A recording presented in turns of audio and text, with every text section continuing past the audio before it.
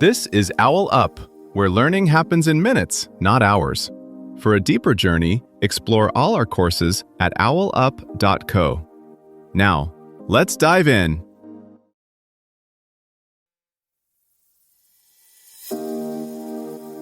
Welcome back to Chapter 3 of Melodic Quests, the evolution of music genres.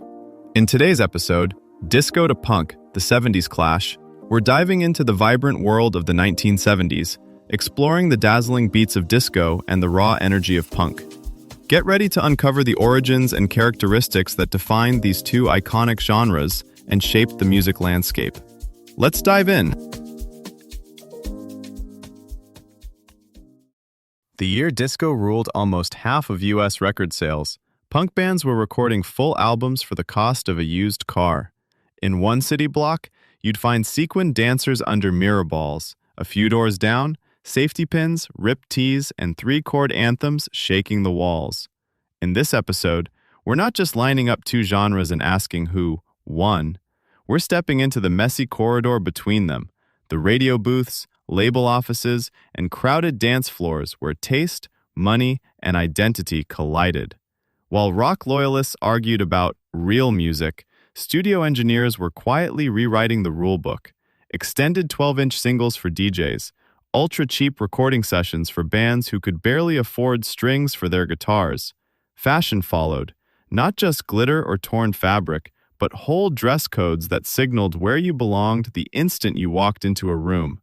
Think of the era's clubs and dive bars like neighboring art studios in the same building, sharing walls, occasionally borrowing paint, even while insisting they were painting completely different worlds. Under the surface, both scenes were asking the same question: who gets to control the sound of the future? Step outside the dance floors and grimy stages for a second and look at who was actually in the room. On one side, Black, Latino, and gay communities carving out safer spaces in cities hollowed by white flight, economic crisis, and moral panic. On the other, bored suburban kids and working-class teens staring down layoffs, inflation, and futures that felt pre-canceled. Radio programmers, sensing the tension, sliced playlists into strict lanes, like train tracks that rarely intersect. Yet record bins, mixtapes, and late-night TV kept leaking signals across those lines, hinting that the story was more tangled than the headlines. Walk into a 1970s studio session, and the contrast hits immediately.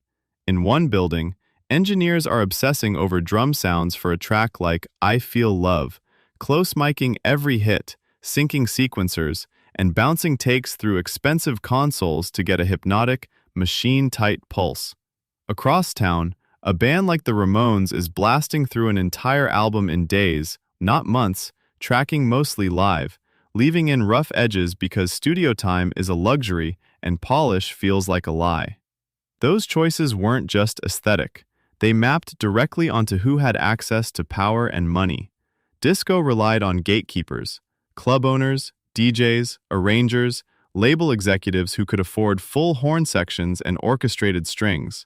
But it also opened doors. 12-inch singles gave DJs room to stretch, remix, and beat match, turning the booth into a creative command center where Black, Latino, and queer tastemakers quietly steered mainstream pop. Punk, meanwhile, shrank the required infrastructure. If you could scrape together a few $100s, borrow mics, and press a tiny run of vinyl, you could start your own label and get records into local shops.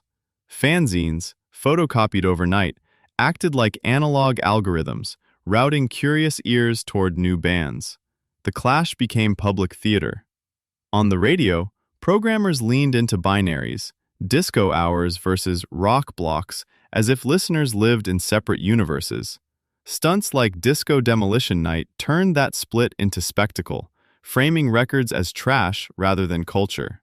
Yet even as crowds chanted, some of their favorite rock acts were quietly borrowing four-on-the-floor beats and glossy production tricks for their next singles. Meanwhile, the lines on the ground were blurrier. Kids who pogoed at punk shows might still sneak into dance clubs when they wanted to meet people or actually move. Some musicians floated between both worlds, playing in minimalist bands while taking session work on more polished projects to pay rent. The supposed enemies were often sharing rehearsal spaces, rehearsal gear, and even producers. Over time, both scenes hacked the same system from opposite angles. Disco proved that marginalized communities could push sonic innovation straight into the center of pop. Punk proved that you could bypass traditional pathways almost entirely. Together, they redrew the map of who was allowed to create, how records could sound, and what a scene could accomplish when it refused to stay in its assigned lane.